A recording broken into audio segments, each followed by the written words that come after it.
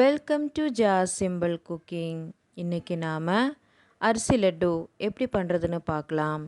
இந்த வீடியோ உங்களுக்கு பிடிச்சிருந்தா லைக் பண்ணுங்கள், ஷேர் பண்ணுங்கள், மறக்காமல் சப்ஸ்கிரைப் பண்ணுங்கள். வாங்க வீடியோக்குள்ளே போகலாம்.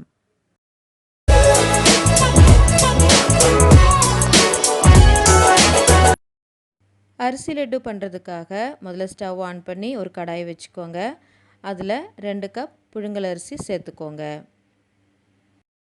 சேர்த்துட்டு இது நல்லா வறுத்தெடுத்துடலாம். நல்லா ப்ரௌன் நிறமாகிற வரைக்கும் வறுத்துடலாம். ஃப்ளேமை மீடியமில் வச்சுக்கோங்க. இப்போது அரிசி நல்லா வறுபட்டு நல்லா ப்ரௌன் நிறமாயிட்டு இப்போ நாம் ஸ்டவ்வை ஆஃப் பண்ணிடலாம். இது இப்போ நல்லா ஆற வச்சிடலாம். அதுக்கப்புறமா ஸ்டவ் ஆன் பண்ணி ஒரு பாத்திரம் வச்சுக்கோங்க. அதில் 1.5 கப் வெல்லம் சேர்த்துக்கோங்க. இப்போ இதில் 1/2 கப் போல் தண்ணி சேர்த்து ஸ்டவ்வை ஆன் பண்ணிடலாம். நல்லா கலந்து விட்டுக்கோங்க. பதம் எதுவும் தேவையில்லை, வெல்லம் கரைஞ்சாலே போதும்.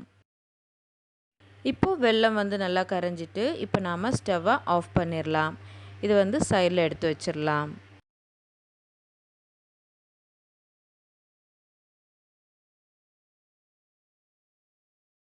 இப்போ அரிசி நல்லா ஆறிடுச்சு. இப்போ நாம் இதை நல்லா பவுடர் பண்ணிக்கலாம்.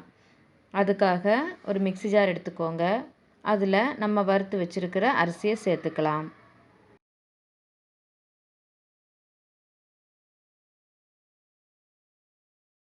இப்போது எல்லா அரிசியும் சேர்த்தாச்சு. இப்போ நல்லா பவுடர் பண்ணிடலாம். இப்போது அரிசியை நல்லா பவுடர் பண்ணியாச்சு. பாருங்கள், இந்த மாதிரி நல்லா அரைச்சி எடுத்துக்கோங்க. இது இப்போ சைடில் இருக்கட்டும். அதுக்கப்புறமா ஸ்டவ் ஆன் பண்ணி ஒரு கடாய் வச்சுக்கோங்க.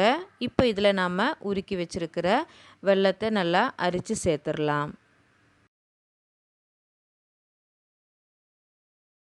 தூசி ஏதாவது இருந்துச்சுன்னா வந்துடும், அதனால தான் அரித்து சேர்த்துக்கிறோம்.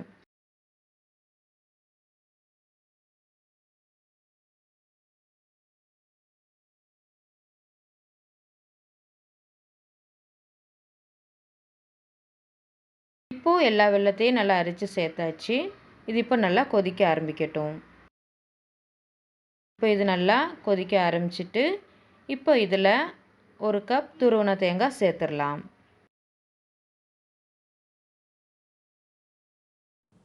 அதுக்கப்புறமா கொஞ்சம் சுக்குத்தூள், 1/4 ஸ்பூன் போல் ஏலக்காய் தூள், 2 ஸ்பூன் நெய். நெய் ஆப்ஷனல் தான், சேர்க்கலட்டினாலும் பரவாயில்ல.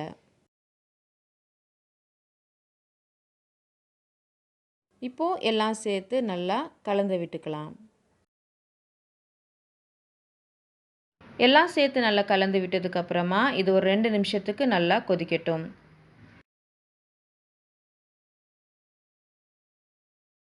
இப்போது எல்லாம் சேர்த்து 2 நிமிஷம் கொதித்ததுக்கப்புறமா இப்போ நாம் பவுட்ரு பண்ணி வச்சுருக்கிற அரிசி மாவை சேர்த்துடலாம். சேர்த்துட்டு நல்லா கலந்து விட்டுக்கோங்க.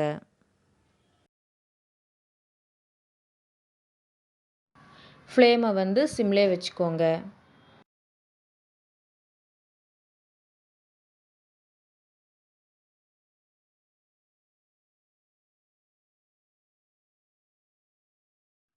எல்லாம் சேர்த்து நல்லா கலந்து விட்டதுக்கப்புறமா நாம் ஸ்டவ்வை ஆஃப் பண்ணிடலாம். இது லைட்டாக ஆறுற வரைக்கும் வெயிட் பண்ணலாம். ரொம்பவும் ஆறிடக்கூடாது, லைட்டாக ஆறினாலே போதும்.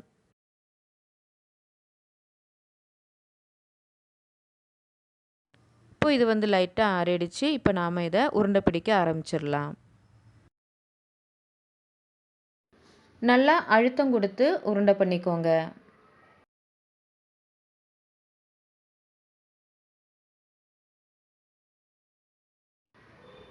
உருண்டை பண்ணியாச்சு. பாருங்கள், இந்த மாதிரி நம்ம மிச்சம் இருக்கிறதையும் உருண்டை பிடிச்சிடலாம்.